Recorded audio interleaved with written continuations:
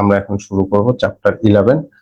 Chapter 11 হচ্ছে গিয়ে chapter 10 এরই একটা অংশ, যেটা হচ্ছে elections, management of election politics, role of elections commissions, electoral law, elections observation team.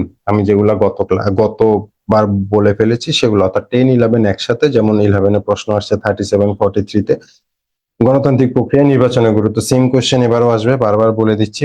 35, 43-তে আছে নির্বাচন কমিশন গঠনের প্রক্রিয়া। এবারও নির্বাচন কমিশন নিয়ে প্রশ্ন আসবে।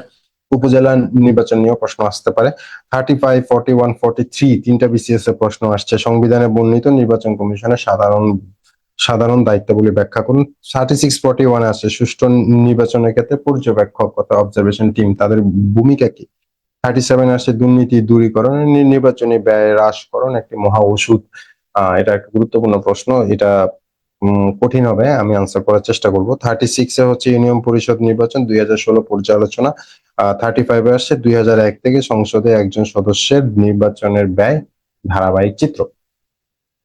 সুতরাং এটা তোমার কাছে যদি ডেটা না থাকে একজন সংসদ সদস্যের নির্বাচনের ব্যয় ধারাবাহিক চিত্র, তাহলে আসলে তুমি আনসার করতে পারবে না। ঠিক আছে, সুতরাং 10 এবং 11 দুইটা চ্যাপ্টারকে কম্বাইন করে পড়বা। কোয়েশ্চেন বেশি করার দরকার নাই। দ্বাদশ জাতীয় সংসদ নির্বাচন সম্পর্কে যত তথ্য আছে সেগুলো পড়বা। সেখানে হচ্ছে অবজারভেশন টিম, বিভিন্ন নির্বাচন পর্যবেক্ষক দল কি কি বক্তব্য দিচ্ছে সেটা পড়বা। নির্বাচনের পরে কোন কোন দেশ থেকে মাননীয় প্রধানমন্ত্রীকে সাধুবাদ জানানো হয়েছে সেটা পড়বা। নির্বাচনের ব্যয়টা পড়বা।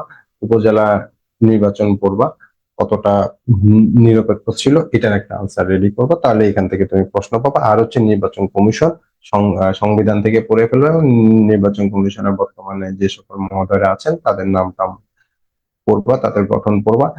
তাহলে মোটামুটি এখান থেকে 3টা কোয়েশ্চেন রেডি করলে একটা কোয়েশ্চেন শিওরলি কমন পাচ্ছ।